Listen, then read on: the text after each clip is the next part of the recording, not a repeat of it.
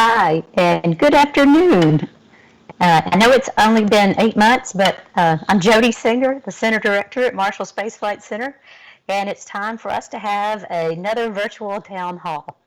And today I'll be joined by Steve, the Associate Director, and hopefully Paul will join us. He's having a little bit of technical difficulties, but I guess you all guys know how that works when you're trying to telework. And then also, we have the ability to call a couple of friends if we need. So I'll have Jim Freeze and Roy Malone and Digna Carbosa. They're poised to help me if there's some questions that I can not answer or Steve cannot answer. So we'll make sure we get it back to you.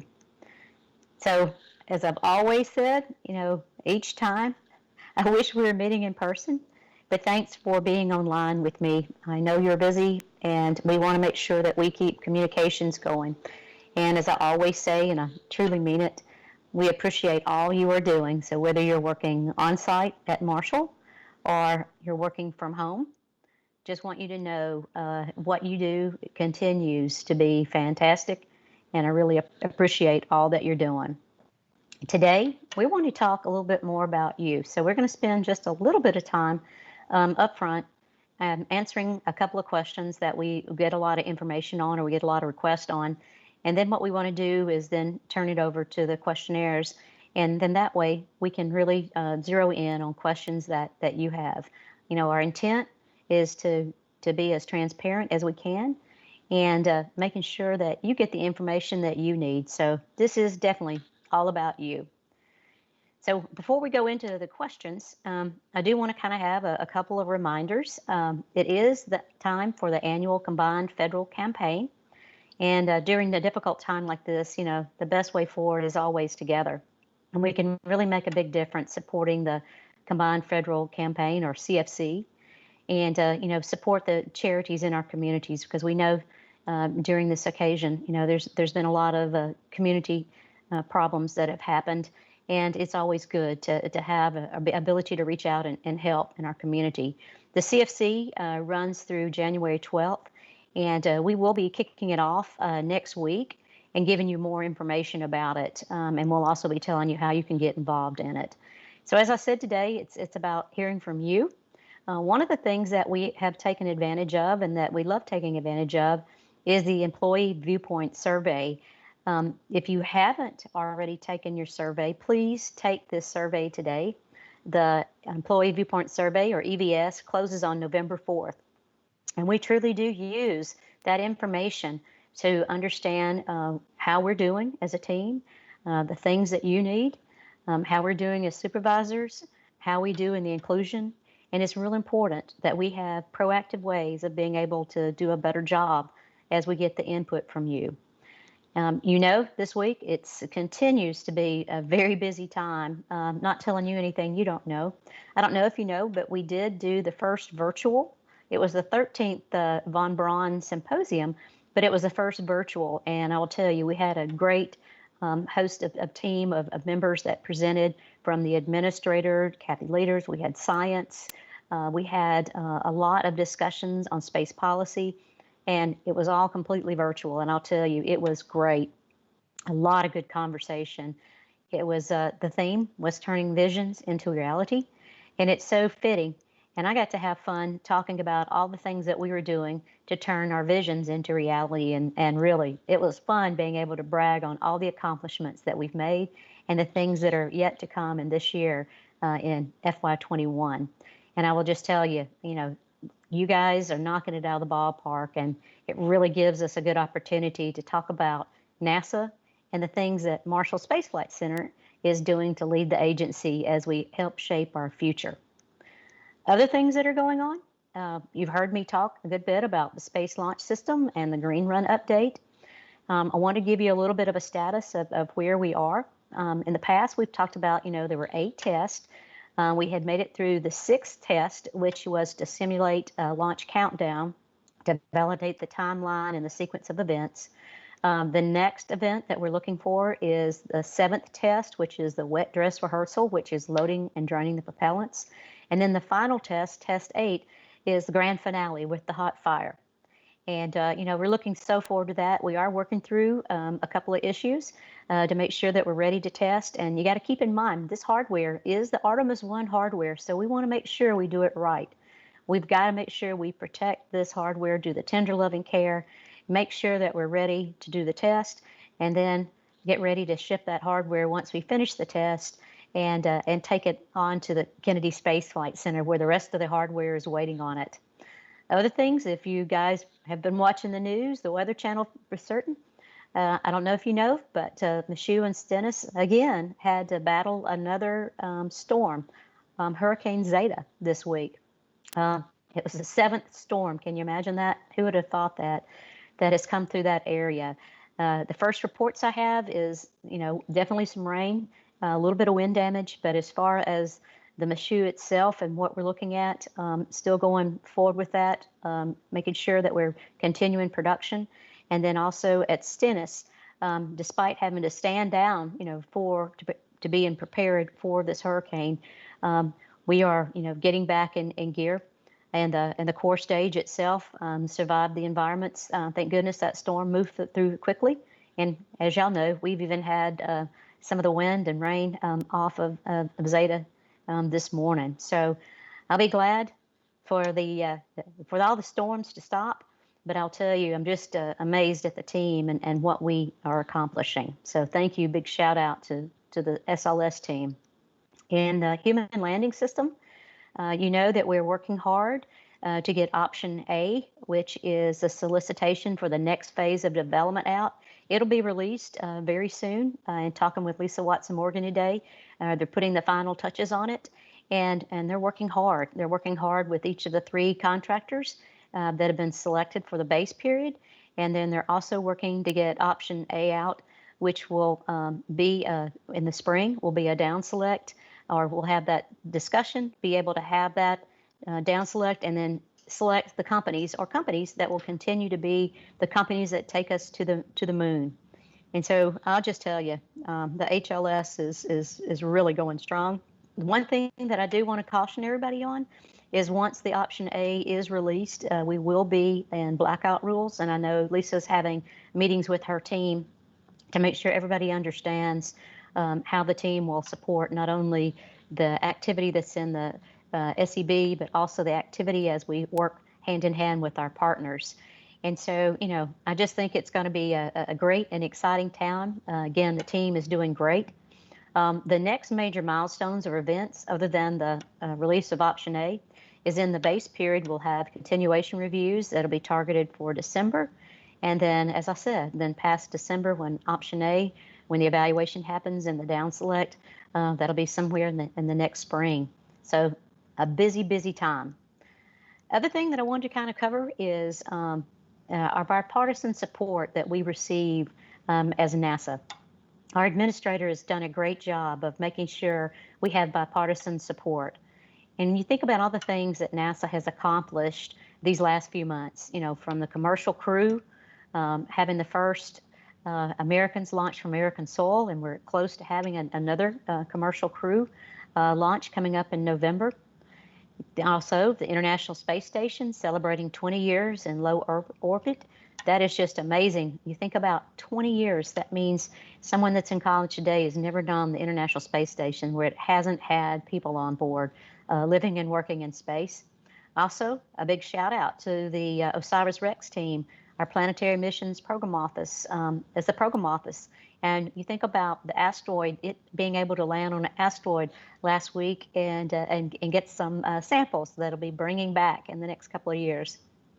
So going back to where we are with the election, I want you to keep in mind as the election gets closer next week, we're staying focused on being able as a center to execute on our mission, regardless of who's in the White House. And that's what I brought up. Our administrator and we are spending a lot of time making sure that our stakeholders understand the bipartisan support we need, making sure they understand the importance of what we're doing, that we're answering their question. And we've been very successful in getting through and getting that bipartisan support. As you know, the budget cycle will be the budget cycle, and we'll be continuously monitoring what's happening. As you know, we're in a continuing resolution till December. Past the election, we'll see where we end up. If it turns out to be, a few more months in a continuing resolution, but we're working hand in hand to prioritize the work and making sure we deliver on our mission. And again, SLS, the things that we're doing on commercial crew, International Space Station work, all are high priorities to make sure that we keep going. The last and final thing that I'll talk about is making sure we deliver on our mission and emphasize the importance of being safe at work. It's important that you wear your mask. It's important as we go through the different phases as we go forward and we're able to bring more and more people on board at Marshall Space Flight Center and have you be physically there. A critical part of that, and Steve's going to cover it, is that you follow the safety protocols. You make sure that the protocols that we have are in place, wearing your mask, and that will keep us safe to keep delivering. And again, follow the 3 W's. Wear your mask, watch your distance, and wash your hands. So with that, I'm going to toss it on over to Steve. So I'll ask Steve to turn on his camera and join me. Hey, Steve. Hey, Jody. Thanks for the invite for the town hall today and for covering everything. That gets us off to a good start. I've got just a few things, and I noticed it looks like Paul did join us. So welcome to Paul. I've got just a few things that I'll cover concerning the COVID-19 response and a few other things, and we can get into some of the Q&A. I did want to provide everybody an update about where we are in response to our pandemic NASA framework. And, all along the way, we've been able to bring a lot of start up a lot of on-site work. As we've done that, safety has been priority one, and also helping you stay healthy and everyone who's having to come on site, taking all the necessary precautions. Also, as we've done that, we're also looking at the data that we have and the information that we've learned about the virus and what are the best precautionary steps to take.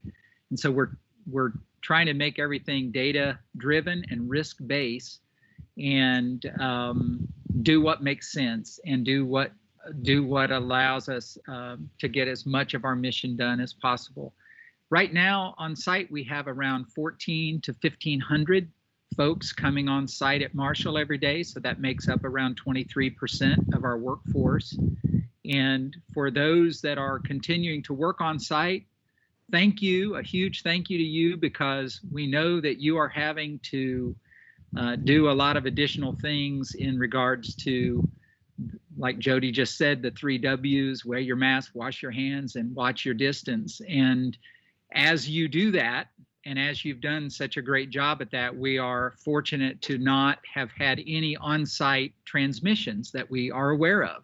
And so that is great results. Very proud of you as the team and for all that you're doing to make sure that stays the case.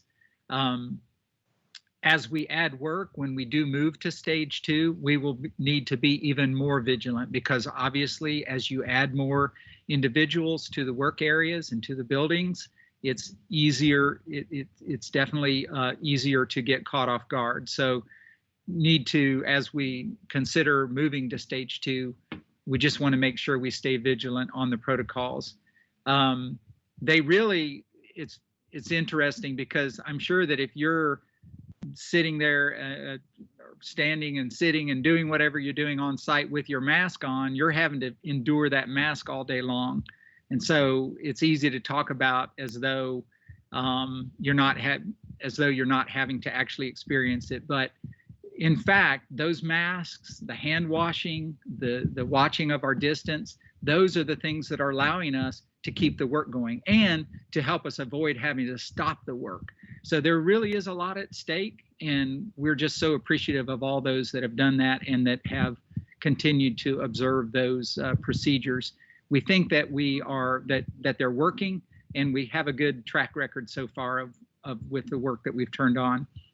recently Johnson Space Center in Michoud moved to stage 2 in the NASA framework. And as far as I'm aware of, as of today, those are the only 2 centers that have actually moved to stage 2.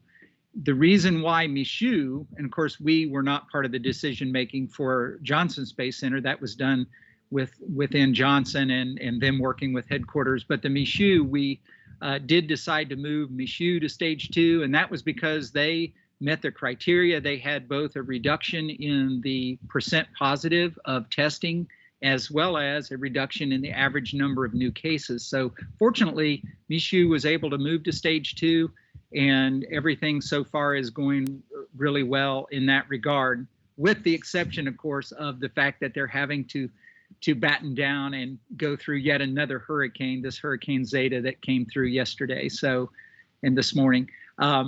So our thoughts and prayers are with them, and we know that this is yet another challenge for us getting this rocket built down at Michoud. In the meantime, they're doing a great job in implementing their protocols for moving into stage 2. One of the things that I wanted to share with you also was that we did meet with our Strategic Planning Council to review our status on site at Marshall, to look at our status and to also get our plans in place for moving to stage 2. And even though I think we will eventually get there, the data did not support us getting to stage 2 in terms of our percentage of testing, positive tests, and then also our increasing rate of infections in our commuting area. So those 2 criteria that are really key in the NASA framework, we did not meet those. But the good thing was that in prepping for stage 2, we've been working with the organizations, and we understand what the requirements are and what additional work would be added. If we were to go to stage 2, it would amount to about another 500 or so employees coming on site. All the other employees will continue to be on telework when we do get to stage 2.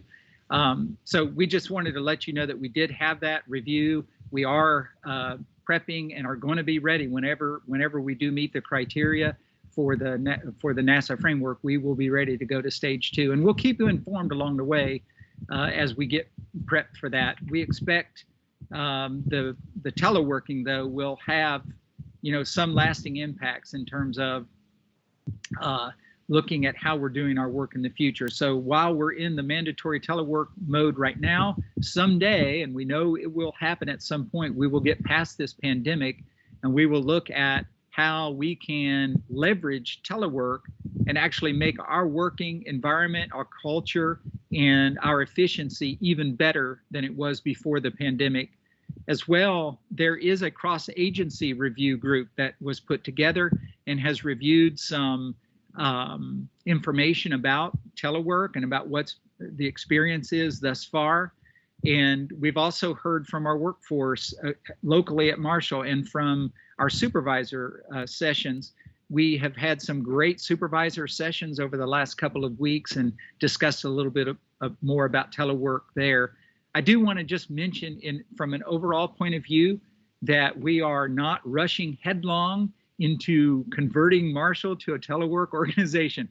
We are going to try to leverage it and find out where it helps us and leverage it and do what makes sense for the future. Those decisions have yet to be made. We are going to look at it closely, and we're going to also try to learn as much as we can from other organizations, both in and outside of NASA, about what really makes sense for telework. And so we'll be very deliberate about how we implement our future, what we sometimes refer to as our blended workforce. So that's a little bit about the things having to do with the COVID-19 response. And you probably have other questions about it, or I may have generated some other questions by what I've said. But what I'm going to do now is just pause for a minute here, and we're going to go right on into the Q&A. And I'm going to ask Paul and Jody to turn on their cameras. And so like Jody said earlier, we'll have Jody and Paul and myself. And then also we've got we've got Digna and Roy and Jim Free available to help us too if we need some additional help answering questions. I did want to thank everyone for submitting your questions ahead of time. We've gotten really dozens of questions on the IO tool. And so we're going to go ahead and get right into those. And all right, so I'm back on screen. So anyway, so I see Jody and Paul are back up. So I'm going to go ahead and get on to the question one. And question one was a highly voted question, which is, what is the latest with building 4200? And I'm going to ask Jody to cover that one. That is my favorite subject. I'm so glad you asked me. So if any of y'all have been on site at all, you would see that there's red tape around 4200. As you guys know, that we had in May, we had a panel that fell off of the building and actually fell from one floor into the other. And as a result of that, we did inspections and found out that we needed to do definitely some more work on 4200 and understand where it was going. As we looked at that, though, we always knew in our master plan, each center has a master plan, and it basically talks about how you would take each one of your buildings and make them more efficient or effective. You think about 4200, it was built in the 1960s. So it's a great building. But when you think about having to update it and do some things to it, we looked and said, what is the best thing for the taxpayer and for where we're going? So we had decided that we would continue with the deactivation of 4200 because of its age and its condition. It was 4200 was originally planned to be decommissioned in the 2030 timeframe. But like I said, due to the recent structural issues and some of the safety issues and that we're working, and the amount of investment that we were having to do, as well as the amount of time that we would be out of the building, we said, hey, this makes a sense for us to go ahead and accelerate that. So the 4200 occupants will remain in a mandatory telework status as the center deactivates the building and transitions from where we are today. And a reminder, Marshall Space Flight Center is still in mandatory telework in Huntsville. And as we transition from stage 3 to stage 0, which means everybody can come on site, we'll work through that.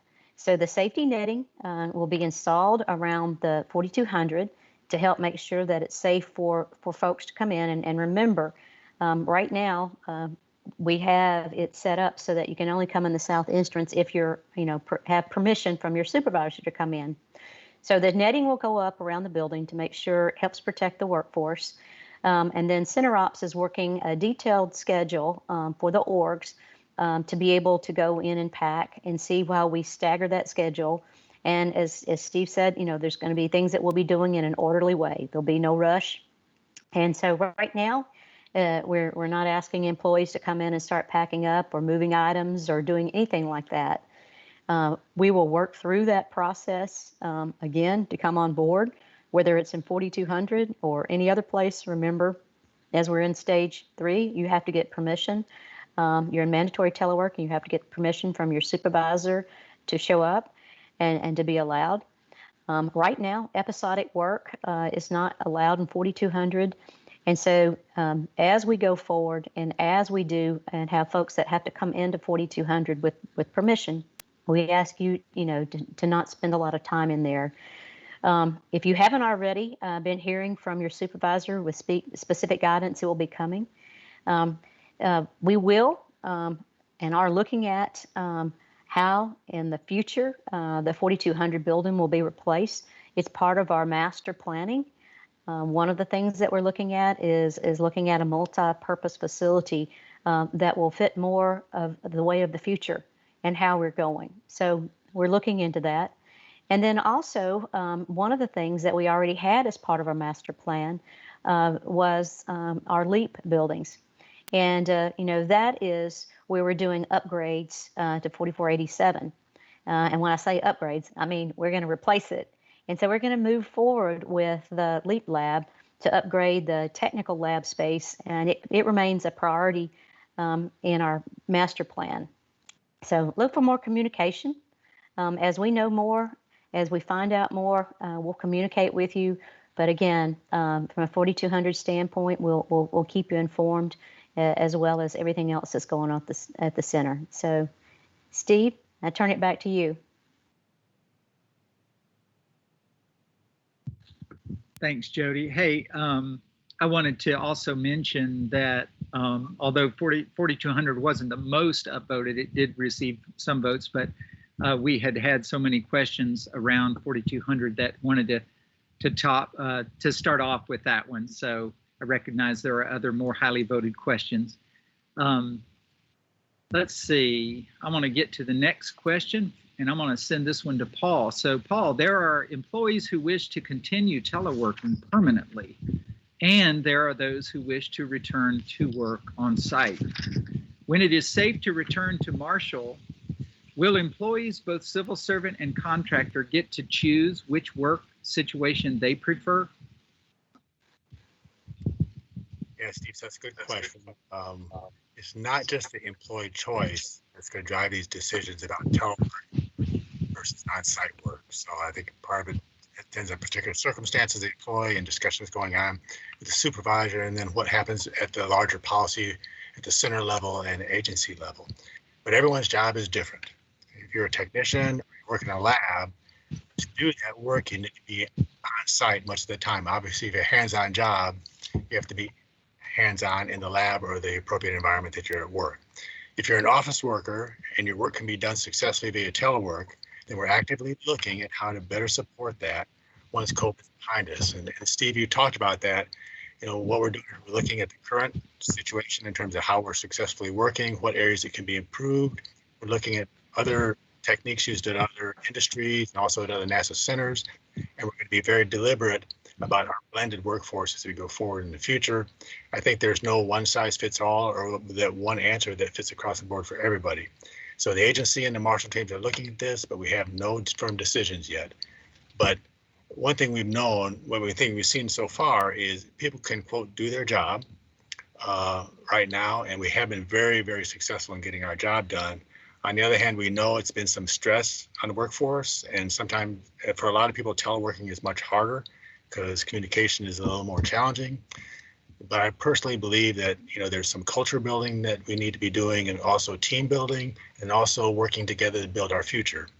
And so we're looking at how those elements can be added to the current environment and also added and put forward in the blended workforce. So no decision yet, but it's an excellent question, and it's the forefront on our minds in terms of the future planning.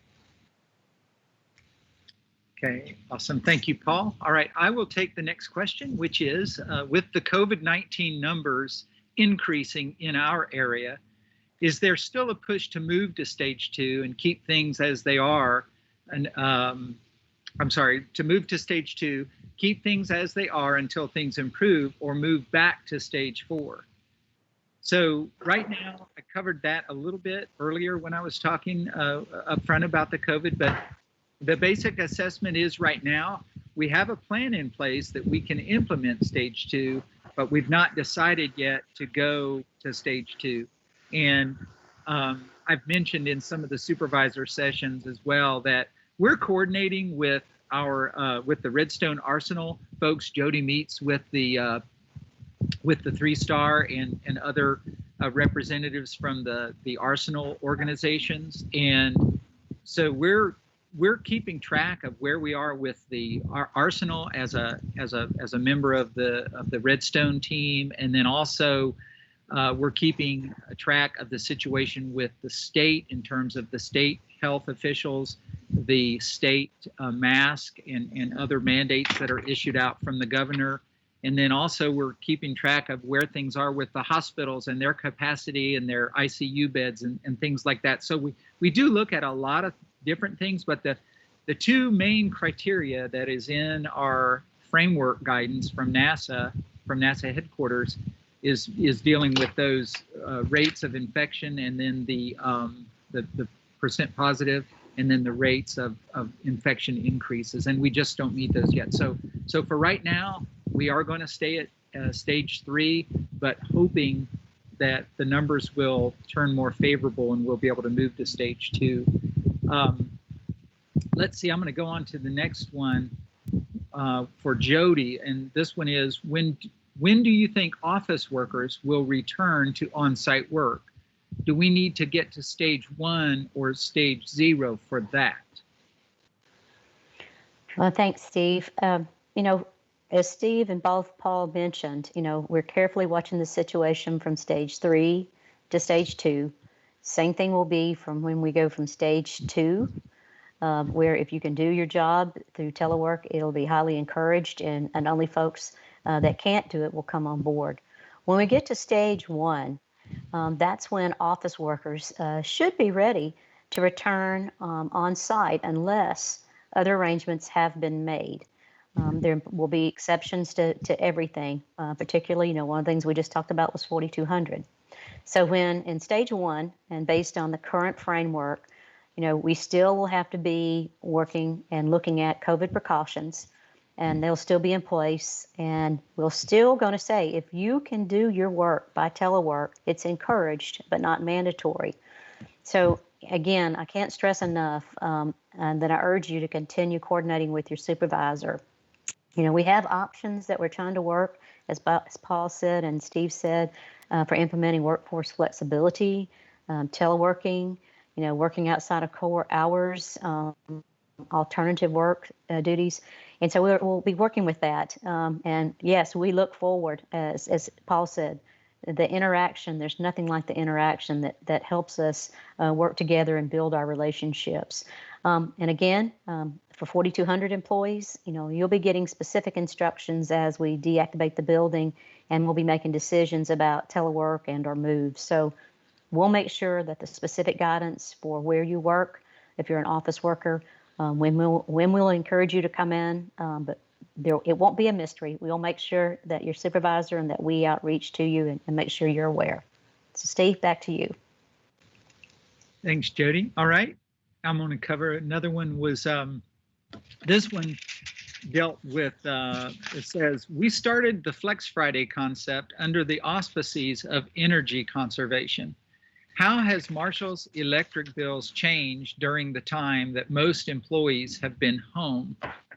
And by the way, it's kind of a second part of the question is, why are buildings in the 4,200 complex still illuminated 24/7? 4203 and 4221 specifically, why are they still illuminated 24/7 when they are not occupied? So at the beginning of the COVID-19 pandemic, we had planned to put additional buildings in weekend mode during the workday and reduce our utility bills while the workforce was on mandatory telework. And what we learned during the pandemic is that we actually needed to increase the airflow in the buildings and operate HVAC systems 24 hours a day during the work week as a mitigation to the transmission of the virus. So in some cases, we've actually increased the amount of electricity use in the HVAC systems. The good news is that we've been working construction projects over the last 4 years to transition from steam, heat to natural gas heating systems, which will result in significant energy savings for us. Now, as far as the lights in the 4200 complex, we're in process of adapting those to the smart lighting systems. And so in some cases, I know I heard from Roy Malone, our center ops director on this, was that some of those are activated by motion sensors. And when even one person walks through an area, or the security guards are doing their checks, it can light up the area. And so some of those lights, when you drove by, you may have seen some lights on. Now, there is some programming that needed to be done that we looked into with our utility control system, and some additional programming has actually been done in the 4200 complex to mitigate and reduce the amount of lights that would be on. So for those of you that noticed that, or for the question, thank you for the question. And it's always good to get those kind of questions, because we may be thinking the system is working correctly, or we may be thinking that the smart aspect of the motion sensors are working when in fact they're not, and the lights end up being on all night when they're not supposed to be. So thank you for that question. Let's see, another question was is there any chance of a stipend being provided to help teleworkers set up a better work from home office? And will the center's cost savings from reduced utility usage be passed on to the employees who are seeing higher costs for utilities and other administrative costs for their home, working in their home? Unfortunately, we do not have stipends. We cannot authorize, separate stipends for employees working from home or for their home expenses associated with working from home. We have allowed employees to take office equipment home for use during mandatory telework. And so I know that some folks have, probably most of us have taken our computers, our NASA laptops and so on, and even in some cases, docking stations and office chairs.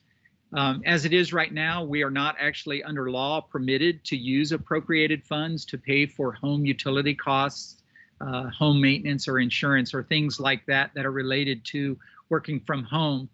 I will say that I wanted to mention that on the positive side of it is that I've heard from a lot of employees that have enjoyed the savings that they've accrued in other areas where they're not spending as much time commuting, maybe buying as many clothes or buying as much food and lunches off-site and so on like that. So I know that in some cases, some people's commute is actually increased because they're having to take care of other things that would have been a normal part of their work commute. And so in some cases, you might have actually had to increase your commute.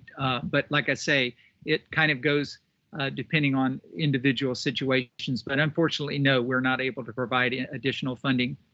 Another question we had was, can the things that we're doing for our home offices for NASA come off of our taxes?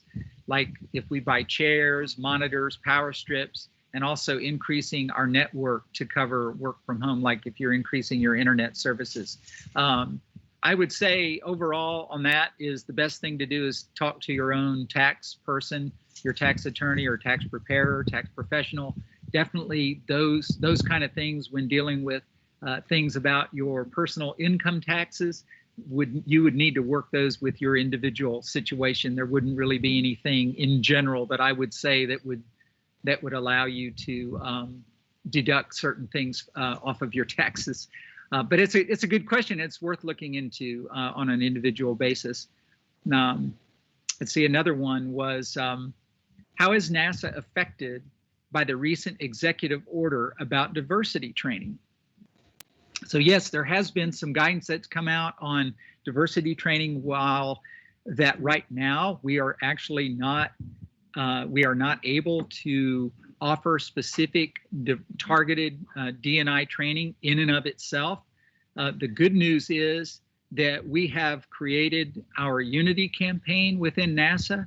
We have recently added our new core value to NASA called inclusion as our 5th core value to go along with safety, integrity, teamwork, and excellence. And so we now have the new value of inclusion.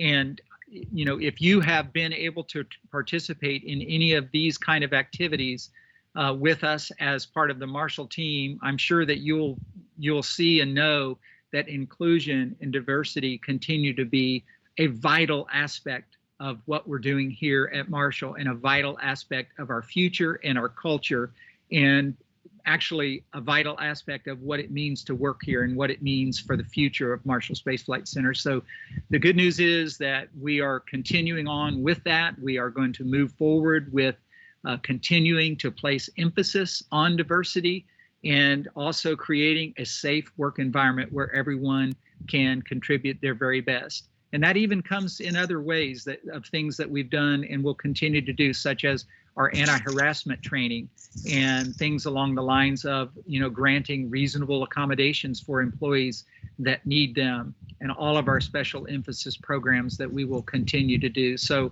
one other thing I wanted to mention is we have had some meetings with the advisory working groups with the center. We will continue those and pick those up again and continue those in the future. So we will continue to have ways to listen to you as employees and to create opportunities to figure out what we can do better to make our culture better, make our environment even more inclusive than it is now.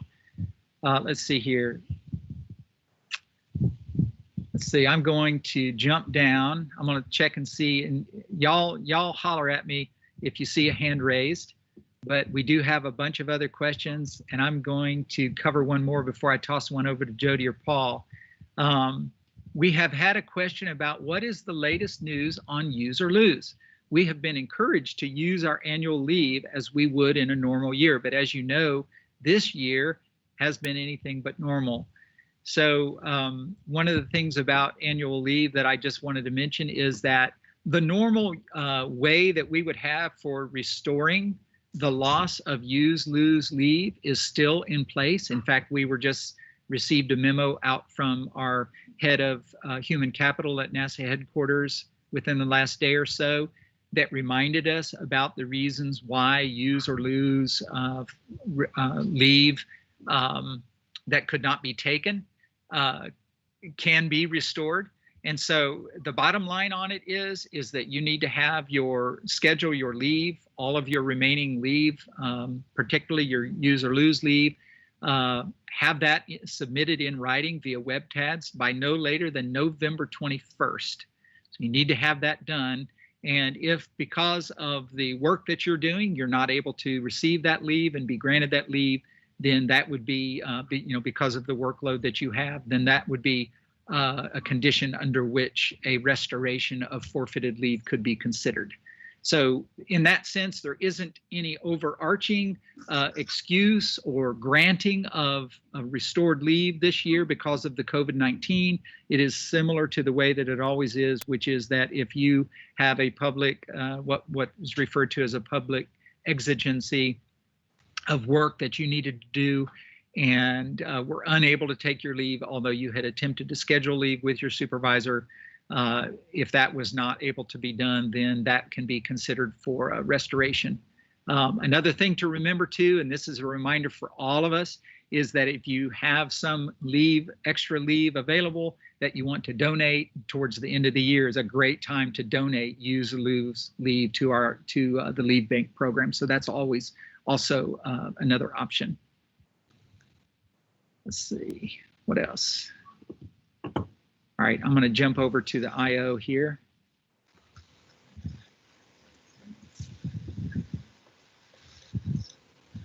Okay, so here's a question about the honor awards, and I'm going to ask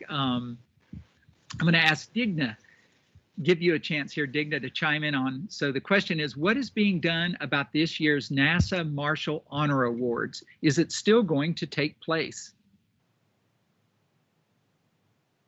Hi, Steve. Thank you for holding this event. And yes, we are planning a Marshall Award ceremony that will be done virtually. So more to come on what we are planning, but there is an extensive number of employees who have received recognition already from the agency, but we have not been able to present the awards to them. And the agency awards ceremony will be conducted virtually. So we are putting together a framework to bring that forward, and we do plan to recognize folks. And it won't be like before when we were all in the same room in 4,200 in the auditorium, and we could, hoop and holler and encourage everybody that was being recognized. But we will ask for organizations to come together in teams and do viewing parties and make those employees that are going to be recognized really special. So yes, there is a plan for that type of a recognition. Awesome. Thanks, okay. Steve. Thank you, Digna. All right, let's see. We had another question on, this is another question about teleworking. Says, it's kind of a long question, so bear with me a minute. With the advent of mass teleworking, it is apparent many of us can effectively and efficiently perform our jobs from anywhere, so long as we have good, reliable telecom.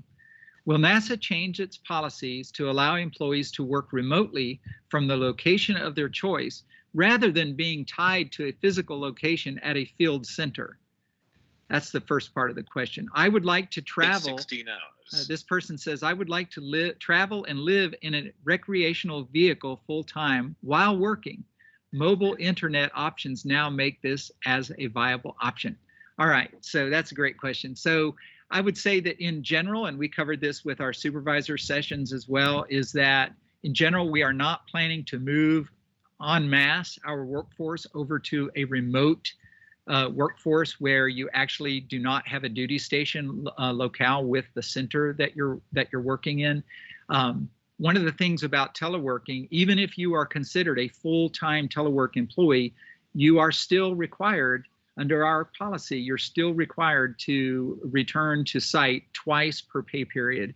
And so as we look at continuing and potentially increasing a lot more folks that are doing telework, even those who are considered 100% telework, they will be required to come on site a couple of times per pay period. As far as remote work, we really are treating that as kind of an exceptional circumstance where there's a certain circumstance that is advantageous to NASA to retain that employee from a remote location, and it also may meet a particular personal issue that employee is dealing with. So generally speaking, remote work will not be expansively used. It will be more on an exceptional basis. Now, I would say that with the one caveat that in the future, and I'm talking about years down the road, there may be more of a move across NASA to implement more remote positions where you're not required to come on site on regular intervals. And that is in the future, that is a possibility, but certainly no decisions have been made in that regard as far as converting a lot of our positions to remote work positions. Let's see here. I wanted to throw this one over to Paul. It's a fairly highly voted question. Could we organize some explicitly on-the-clock team building events? So many of us are struggling to connect right now. Relationships normally are built in person, are not getting built at all. Paul, do you have any thoughts on that? Yeah, so I've heard some of that, Steve, among some, I call it hallway chatter, even though we don't have virtual hallway chatter. So we've had at the center typically quarterly or 3-year larger mentoring events.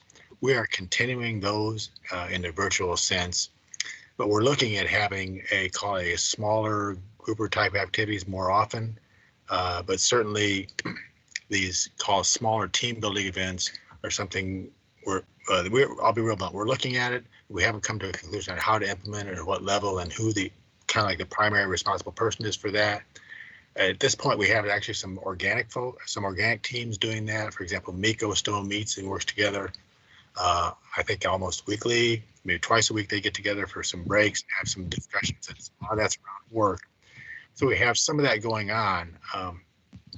But I would certainly be interested in hearing from folks about what their ideas are on this, because that's something we've been discussing, but we haven't put in a formal, all these smaller group level meetings as opposed to the larger mentoring or the one-on-one mentoring or the currently existing activities that like MECO or branch meetings, et cetera, et cetera.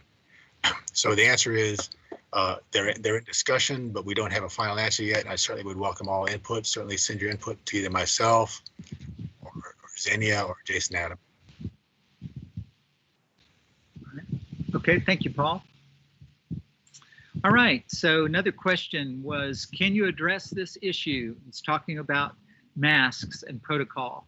With so many people not following the CDC guidelines or even the NASA guidelines, how can it be expected for NASA to move forward to going to the next stage? Why are people so reluctant to just wear their mask properly and not just over their mouth, meaning not just over their mouth, but over both their nose and their mouth? While in the presence of their fellow coworkers and putting them at risk. It appears to be a blatant disrespect of their coworker and their families. With this is a disregard to management and coworkers. What is being done? All right, so mask is a big deal, and wearing it properly is a big deal, and we are paying attention to it. And I would just say that about it. I want to throw this one over in Jody, if you want to add anything about the mask wearing. I would just say that, it is each person's responsibility to not only take care of yourself, but to be aware of your surroundings and people around you. When we look at different training we take through SHE training, that incident and injury free, part of it is that if you see an unsafe act, you point it out. And to me, that is one of the things that goes along with the mask is we've seen the data that says wearing a mask, as we said, doing the 3 W's, watch your distance, wear your mask, and wash your hands, are good protocol. It doesn't solve everything, but it is critical. And to me, that is the critical thing that we have to do as we are going forward. There's not going to be an instant, I guess you'd say, where the COVID goes away. So we have to be smart. We have to be able to do our mission. We have to be able to go forward. And what we do is so important, and our employees are so important. We've got to do what it takes to take care of each other and to take care and do our mission. So to me, not wearing a mask at work particularly is not an option. And I would hope the folks listening would see it in their personal life too. Because as you know, the incidents that we have seen have been when someone has attended a funeral, a wedding, a church, or something, and it was a baby shower where they did not even think they were getting some exposure, and unfortunately they did. But because when they came in, they did wear a mask and their counterparts wore masks, we were able to make sure that we didn't have any incidents, and so it works. And as we go further from stage 3 to stage 2 to stage 1, it's going to be very critical that we continue that protocol until the situation changes. Yeah, Steve, I'd like to comment a little on that too. Yeah. So obviously, like Jody said, we're responsible for, number one, protecting ourselves and our family near us. But in the incident and incident-free training, the part of the responsibility there is, holding each other accountable. So I think with respect to masks in place, like when you're working with folks, we should hold not only ourselves accountable, but also those near us accountable for the larger group safety. And I would say that if you're uncomfortable doing that, well, you certainly talk to your supervisor about it. And I know, Steve, you and I and Preston have had some discussions about that. Well, how do we get the supervisor involved in terms of enforcing the protocol? So we're at that stage where we're discussing that, but certainly injury-free, that incident injury-free activity, we should hold each other accountable also in this activity. Okay, thanks, Jody and Paul. All right, I'm going to toss this question. It's related to 4200 about the future of the center. Toss this question over to Roy Malone. Not going to let you get away, Roy, without a question. So this one is, since 4200 had to be decommissioned at some point anyway, will there be a new, I'm going to say in quotes, headquarters building for the center? And if so, when? All right, well, thanks, Steve. So the plan in the master plan was for 4221, which is the very, very front of the big, long greenway that you've all probably seen in the master plan.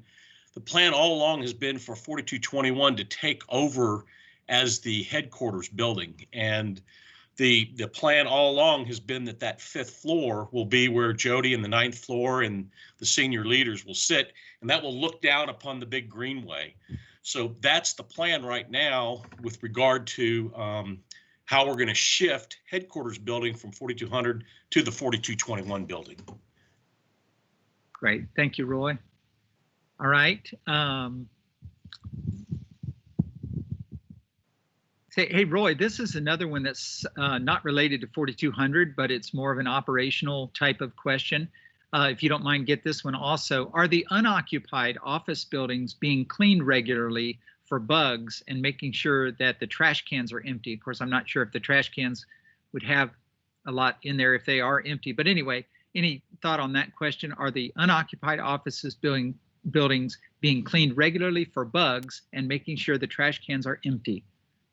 So that's a great question. So we brought the custodial staff back many months ago, probably several months into the pandemic, and we are fully staffed with all the custodians in all the buildings, and they keep the buildings clean, whether they're occupied or not. Unfortunately, some of the offices are locked and they can't get into some of those locked offices. And what we found is somebody's gone back to their office that's locked. They go in there to get some equipment or do something in the building, and oh, there's bugs and dust in there. So some of the locked offices probably haven't been cleaned. And as we start the process of coming back to work and we can get access into those locked offices, we'll clean those as well. But all of the areas that the custodians have access to right now are cleaning for bugs, and they're cleaning the surfaces, emptying the trash, vacuuming, cleaning the bathrooms, flushing the toilets, and getting the water running through the buildings. All that's taking place in all of the buildings right now. All right, thank you, Roy. I'm gonna cover one more question before I toss it back to Jody or Paul to wrap up. And this is, the question is, what is the status of the SLS green run test? We were expecting to see the wet dress rehearsal by now with the hot fire to follow in November. So the status of the green run test is they are investigating some, well, of course, right now they've had to batten everything down for yet another hurricane that came through Stennis. So that has been a near-term impact. As well, they're looking at some other preparations and looking into some issues with the pre-valve on one of the engines. So they're full steam ahead. They're cranking on it, trying to work out the date for the actual hot fire. And so it is, I believe it is forthcoming. I don't know if Jody or Paul, you want to add anything to that, but I'm gonna, since we're nearly out of time, I'm gonna toss it back to Jody and see if you want to add anything else to the green run topic. Yeah, I was going to say, you know, to me, you know, this is one of the most important tests that we are doing on the core stage. So we need to do it right. And, you know, that's one of the things and the lessons learned over my career in shuttle is test what you fly and fly what you test. And, you know, it's really critical. This is a very critical test. We need to take our time, work through any of the hardware is talking to us a little bit. I think that investigation is still underway to see, you know, what the alternatives are. And once we get through a path of that, then, like I said, the next thing will be the wet dress, and then on to the test. And then we don't want to do anything that damages that hardware and prevents it from being ready to launch next year at the Cape. So tender love and care, tender love and care. So we'll keep, I'm sure John Honeycutt and the team will keep us, Julie Bassler will keep us all up to date on that, but more to come. And I guess with that, we're out of time. And just wanted to say thank you so much to our friends that helped join us. Jim Freeze, sorry that you didn't get a question. We can bring you back next time and give you a hard question, especially like maybe taxes or something like that, or legal aspects. But I do appreciate Roy and Digna joining us. Appreciate Paul as he's working from anywhere, and glad to see you were able to get your battery life back up and join us. And Steve, I see you working hard in your basement. So yeah, you never know where we'll be working from. Just a reminder to everybody, you know, this is Halloween, so don't eat too much candy and be safe. Remember the 3 W's. Also remember time change this weekend. So remember that. We spring forward and fall back. So you get a little bit more time back on this weekend. But seriously, take care of yourself. Watch out for each other. More to come. Keep submitting your questions, and we'll keep giving you answers. And like I said, try to give you as much information as we possibly can as soon as we know it. I don't know, Paul, if you have anything you want to add? No, I think you summarized it pretty well, Jody. So just as a note, so I had to spend a lot of time at Goddard this week. I can tell you from personal experience, 8 hours in a sitting meeting with a mask on is not a great thing to do. It's hard work just to keep a mask on that long. And it really does kind of impede discussion, but we worked our way through it. But it's a very interesting experience. And so kudos and much thanks to all the folks on site working with the masks. I know the protocol is challenging and it's hard to deal with, but it really is a way of keeping ourselves, our family, our friends, and our peers safe. So personal experience, it's not easy, but thanks to the folks dealing with it. All right. Any last words from you, Steve? No, thank you. Appreciate All right. everybody tuning in today. Thank you all. All right. Thanks, folks. Till See we y'all. meet again. Bye.